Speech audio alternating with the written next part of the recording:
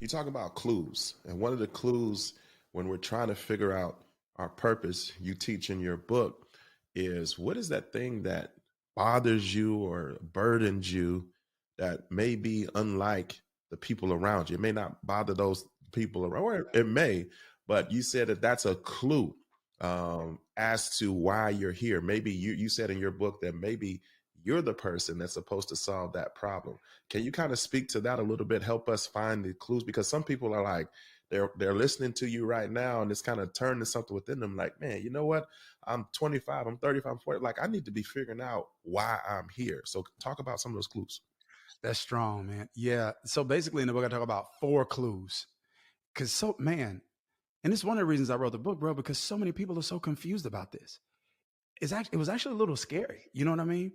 And I think I found out more of people's confusion about this when I got into the coaching space, more so than I did in the pastoral space, because people aren't always as transparent in church. So that's a completely different um, yeah, it's like, yeah, I don't know if there's this religious pressure, this facade or whatever. They are not the most vulnerable. But when I got in the coaching space, right, that's when, to help people experience transformations, they were just way more transparent. I saw, man, it's way too many people that are just not clear on this. And so I just came up like, hey, these are four things to think through to make it really simple. And one of them, which is what you're referring to, is something I call unique discontent. And when I say discontent, I feel like I call that like a divine agitation. I'm like, yo, this is something that uniquely bothers you. And this is what I mean. Me and you both can walk in a room, right? And you see something, it bother you, and it not bother me at all. Right? I'm straight. But for you, you like, I gotta pick that up. I gotta pick that up. I can't, I gotta pick that up. It's just bother you. And one of the things that I say is this: that's a clue. That's an indication.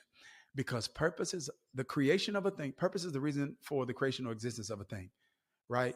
But the reason for the creation or existence of a thing is to solve a problem. So purpose is an answer to a problem. Whenever somebody creates something, it solves a problem. This mic, I mentioned it earlier, it solves like a volume problem.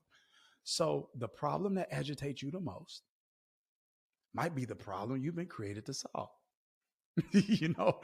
And so that's a clue for people. It's like, man, what stuff do you look out in the world and it's just like, this just bothers me. And it's incessant and it's resilient and it's stubborn and it won't leave me alone. I think that's one of the clues. So like for me, one of the things that breaks my heart is that people is for people who want to change, who want to elevate, who want to optimize, and they can't. That bothers me. So they can be on their way to heaven, and I'm still bothered that they're not experiencing more of heaven on earth. And so, yeah, that's it, man. It's that unique discontent. Is there room for grace, and is there room for grind on the journey to discovering your purpose? Here's my heart behind this, because as you're talking, I'm just kind of looking over my timeline. In high school, football player, box of scholarship opportunities, but suddenly in 12th grade, I didn't want to play football anymore. So I never went on a school visit, didn't take any scholarships, went into the military. Now in high school, you couldn't tell me I wasn't going to go to NFL, but all of a sudden God switched it. Went into the military for 12 years. And you couldn't tell me I wasn't going to be the next Colin Powell, but then God switched it at year 12. Then I went into education, and I thought, I'm going to go all the way up to superintendent. I'm going to make a change that way in the education world. And I got all the way to assistant principal, about to be on the verge of becoming a principal, and God switched it. Now here I am as a pastor, in addition to what we do with His and Her Money. And I'm looking back, I'm like, I use stuff from each one of those in this current assignment. It means that wasn't wasted. It means that it was a piece of the puzzle that I'm supposed to use. And this may be a piece for a future puzzle. But I think that for when you have that purpose conversation, if you don't feel like you're in it in totality today, you're like, man, what am I need to do X, Y, and Z. I'm not doing what the Lord wants me to do, but it's a journey. So there has to be room for grace, but there still has to be room for the grind. You still have to be putting in the work of trying to do what you feel that you're called to do. So as we're walking down this path, how do we navigate the frustration that we may feel as though I'm not walking in the fullness of what God called me to be? How do I have grace for myself, but then also know that I'm on a journey, that I still need to be working and grinding my way towards the ultimate goal of being who God created me to be? Man, I love that. And I think you're so spot on. So, yeah.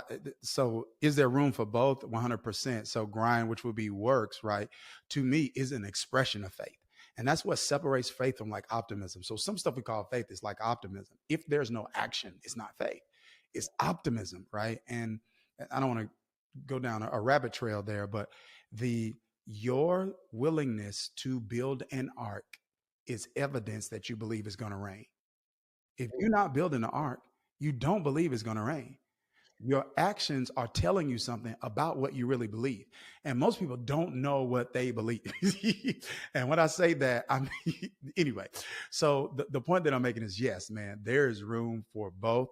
Uh, but you hit on something that I just think is so, so important. And I talk about this in the book too. I believe it's one of the most important parts of the book, is one of the most clarifying aspects, I think, of the book when it comes to this conversation about purpose. So let's go back to you being in military.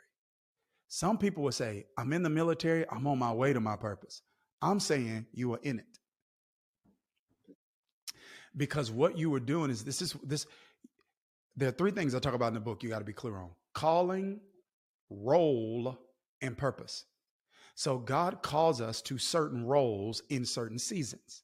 And your willingness to say yes to the role, which is a set of responsibilities he gives you, your willingness to say yes to the responsibilities that you've been given in that certain season is what keeps you on path or on track for purpose.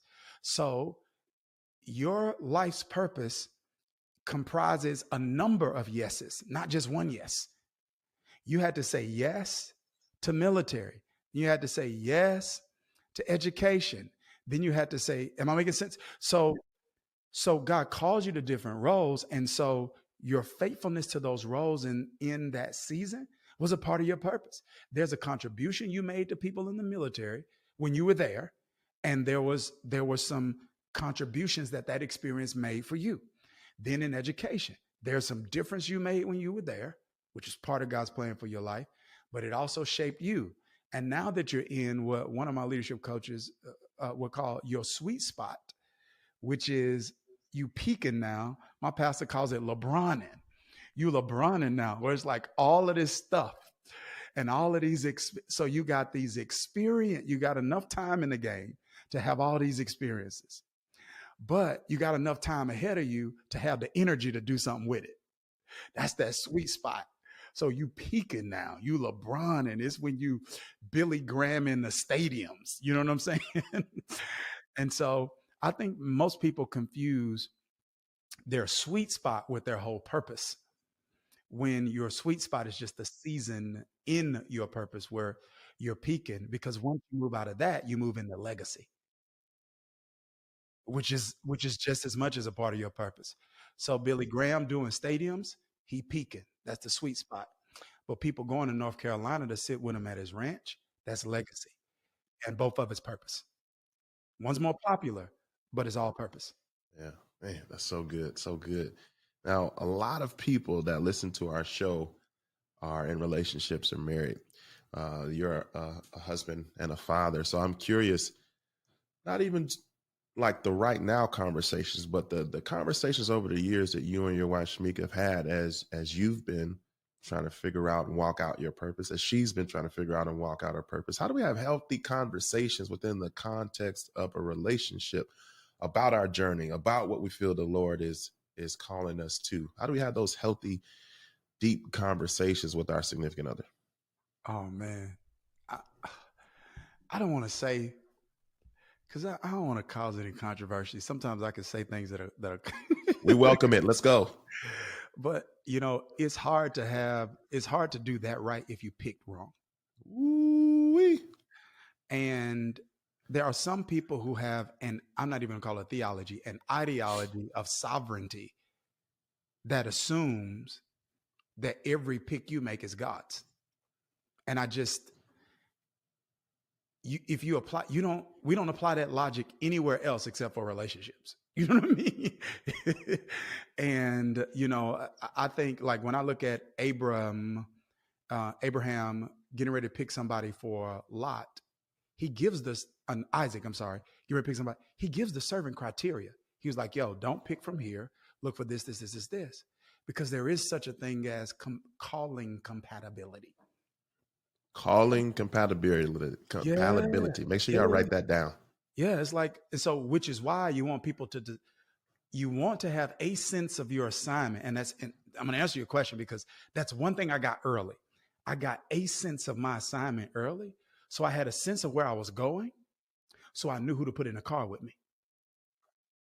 So I literally, no, bro, I literally, by the time I met my wife, I was going to law school.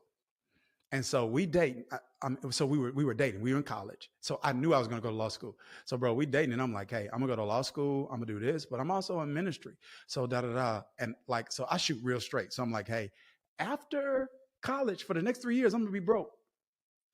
It's just like, wow, I need you to know that because I need to see if you're the kind of why. Because God gave me responsibility to tend the garden before you got here.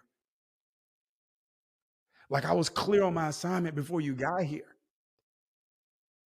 So even though I love you and I want you to be a part of my life, I can't make an idol out of you.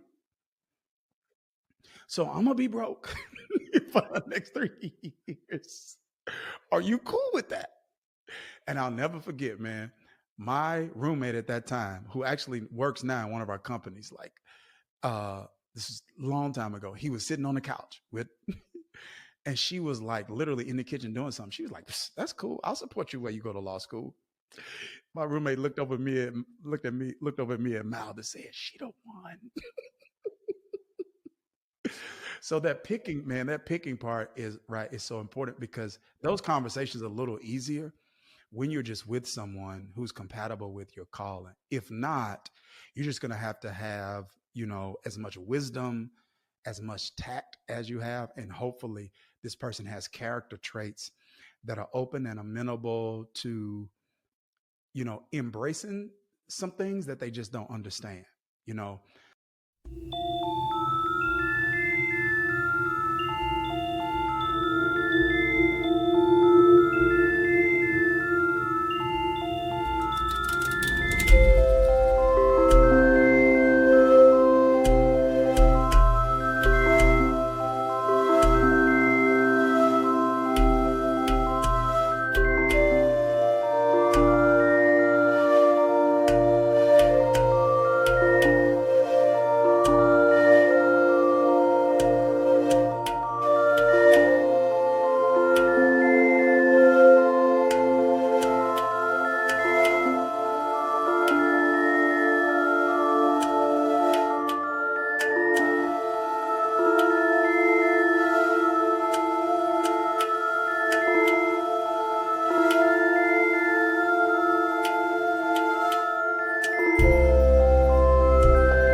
But that's I feel like I feel like the pick is 70% of that.